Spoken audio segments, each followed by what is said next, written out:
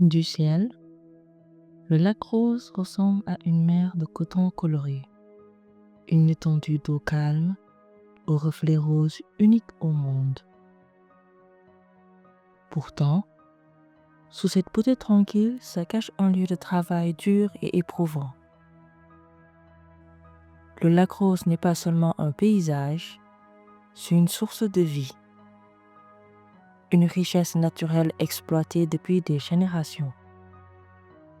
Ici, le sel est plus qu'un minéral, c'est un trésor arraché à la nature avec courage et patience. fii ñu ngi si lac Red Ba ñu gën kaa xamee ci lac Rose parce que avant bras de mer la woon avant Daour Rose amoon xorom vrai nom lac Red Ba la. ñi ramasser xorom bi dañuy def 3 heures de temps 4 heures de temps pour ramasser une tonne de sel si biir xorom bi lay di nekk. Chaque jour, des hommes et des femmes viennent ici extraire le sel à la main dans des conditions extrêmes. Leurs gestes sont lents, précis, remplis d'expérience. ay tudd Mor Fall nekk fii si lac bi nekk fi gérant restaurant Sel du Lac avant tamit nekkoon naa fi doon yor pirogue yi doon nekk si biir di yóbbu clients yi pour ñu dem di def visite si xorom beeg yooyu. ñu fiy ramasser actuellement xorom ñu fiy tubbee mooy xorom bi ngeen gis nii fi leen koy tubbee fi lay jóge après xorom bi moom mooy dem ay Burkina Côte d'Ivoire même Europe dañ ko fay utiliser. ñoom dañuy yor pelle ak tame ak benn pirogue donc ñoom dañuy def 3 heures de temps si biir ndox bi maanaam pour maanaam une tonne de sel 3 heures max wala 4 heures de temps dañuy def si biir ndox bi pour maanaam une tonne de sel.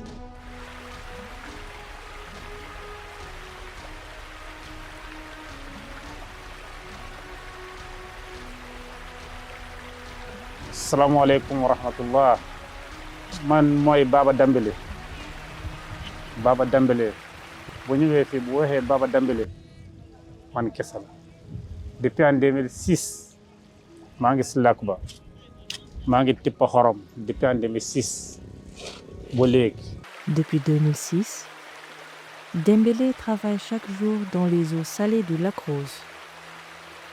Il fait partie de ces centaines de mineurs qui viennent ici extraire à la main le sel qui dort au fond du lac. Sous le soleil, avec patience et force, il gratte le fond avec sa pelle et charge sa pirogue geste après geste sans relâche. Mais avant d'entrer dans le lac, il faut d'abord se préparer. C'est un rituel simple, mais essentiel.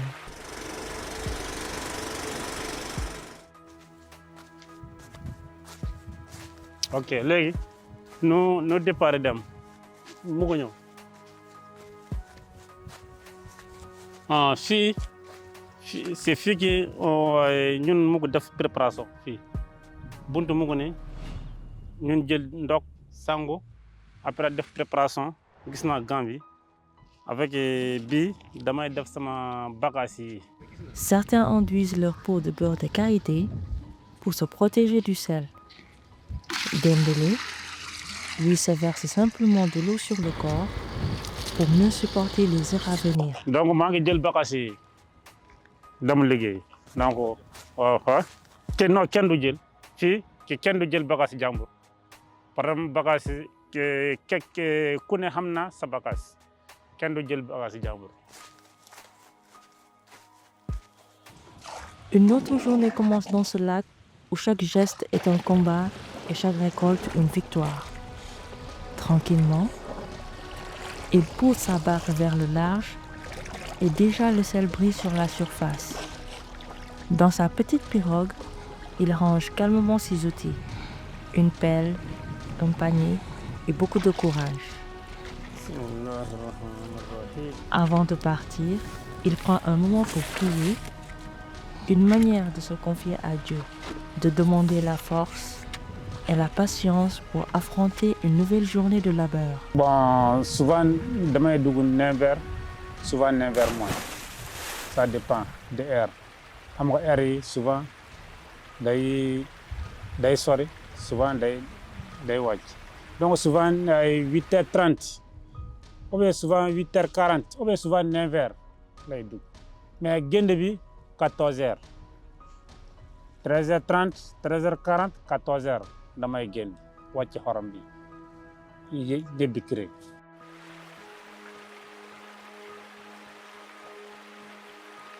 dafay dajale sel bi ba mu dajale mooy bâton yi ngay gis nii bâton yi ci lañ koy samp pour repère la tamit pour ñoom seen liggéey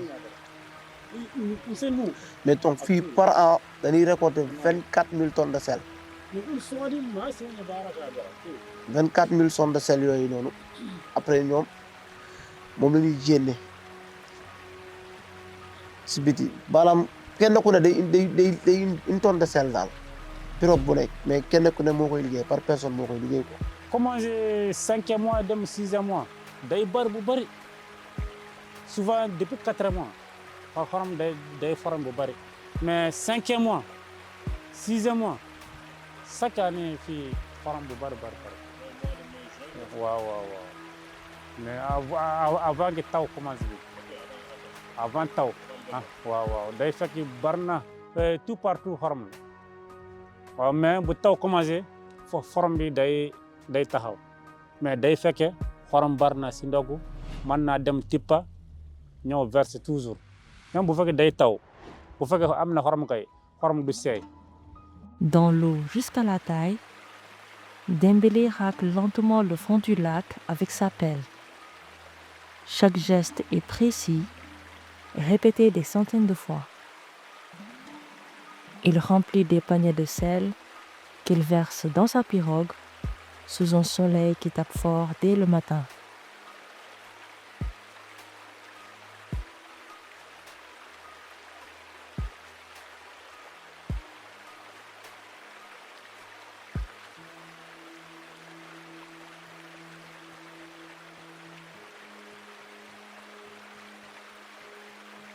Le travail est dur. Le sel pique la peau, fatigue le corps, mais il continue. Sans machine, sans pause, juste avec sa voix et sa volonté. C'est comme ça chaque jour qu'il gagne sa vie ici dans les eaux du lac Rose.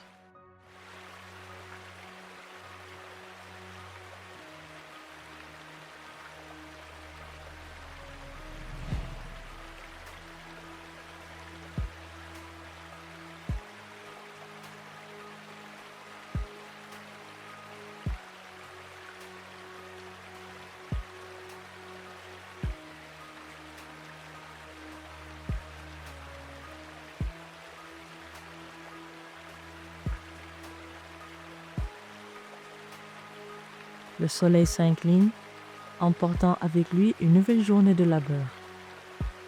Dembélé referme avec lui le cycle du jour fatigué mais digne. Sur sa peau, le sel a laissé des traces. Dans sa barque, le fruit de ses efforts. Il rince son corps, lappe le silence du lac et s'apprête à rentrer. Demain, il reviendra car ici chaque grain de sel est un combat et chaque retour une promesse tenue. donc bateau bu leen ne bu samp ne daf ko fa samp pour dafa bàyyi xorom bu mu dajale woon et comme que mi ngi wàcc heure wàccam jot na te dafay bàyyi xorom boobu pour suba bu xëyee jal bi mu fa bàyyi dafay xëy bu ñëw jëlaat jal boobu pour mën a commencer foofu liggéeyam moo tax mu bàyyi fa xorom boobu noonu parce que lu ko waral des fois dañuy dajale xorom bu bari dañuy def ay bateau quoi dajale ko mais bu dee ba seen gaal yi fees fekk xorom bi des na fa lu bari dafay samp ay bant bàyyi ko fa pour suba bu ñëwee ñu gasaat ko parce que ñoom bu ñuy gas lii dañuy def ay affaire bi ay kàmb donc kàmb boobu nag après da ngay gis dafay fermé wu waat ci sens yi parce que sel bi moom moo fay dajale waat des fois comme ñoom ñi ñuy solo di liggéey duñ ko mën a jéndee si biti parce que foofu ñu ñaayee foofu dafay bëri ni jigéen ñaayee foofu ñu paye ko xale yeeg yooyu duñ mën a jénde leen donc bu jénnee nii ba pare day dem mu rincé wu pour wàccoo ndox xorom bi si yaram bi parce que warul diire si yaramam donc ni muy soigné tamit noonu lay indee tamit ay gàllankoor ci sa yaram. xam nga ndox bi c'est comme une huile ah bu duggee si ndox bi du jàppala bu baax am na gars yi aussi balaa dugg si ndox bi day jël qualité ah si yaram yi yëpp bu duggee si ndox bu fekkee am na qualité si yaram bi ndox bi di jàppal day ñëw day wàcc su ko yaa ngi génn am na gars yi day def ay qualité am na gars yi aussi day sorti ndox seen kaw du dugg ça dépend seulement. bu ñu génnaatee tamit comme ne la ngay gis ne am na ay femmes yu nekk foofu femmes yooyu ñoom ñooy yanu xorom bi di ko génnewaat si biti di leen ko sottil ko. De retour sur la berge, les hommes ne sont pas seuls. Les femmes les attendent, prêtes à les aider à décharger le sel. Chaque panier est soulevé à deux, dans un geste de solidarité silencieuse. Ensemble, ils préparent la vente et assurent la survie du foyer. Et puis ñun bu fekkee ñun tipp naa xorom indi fi saako day ñëw sol bon saako bi l'année passée saako bi c'était 1000 francs mais cette année 500 400 heure bi bu fekkee xorom bi rafet na bu baax yaa nga am 500 mais bu fekkee rafetul noonu 400.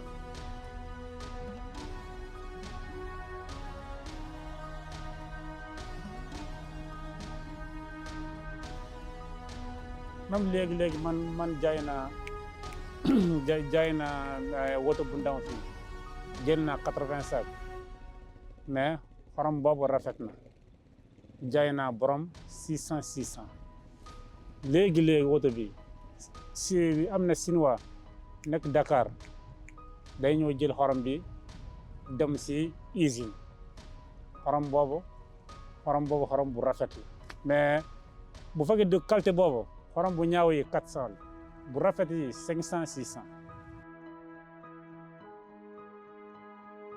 après xorom bi moom mooy dem ay Burkina Côte d'Ivoire même Europe dañ ko fay utiliser. mais l'année passée daaw 1000 francs lay jaay saabu xorom mais léegi wàññi na par liggéey bi dafa metti amul xorom et puis mais léegi commencé na rose danka mais peut-être dina former ou bien peut-être du former. Après la vente, le calme revient et les mains se lèvent vers le ciel pour la prière. boo géndee yaa ngi def préparation de julli bu julli xam nga 14h bu jotee julli jot na nga julli après julli nga préparé dem kër jeexan sinon ñu koy bu géndee si ndox bi ñun amul beneen liggéey fii am pare day fekkee sonn.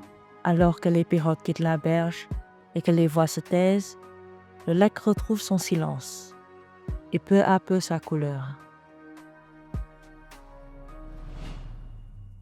Le rose réapparaît comme un souffle, comme un secret que la nature garde pour elle. Chaque soir, le lac rose se repose et chaque matin, il offre à nouveau sa richesse à ceux qui savent l'écouter, le respecter et le servir avec patience.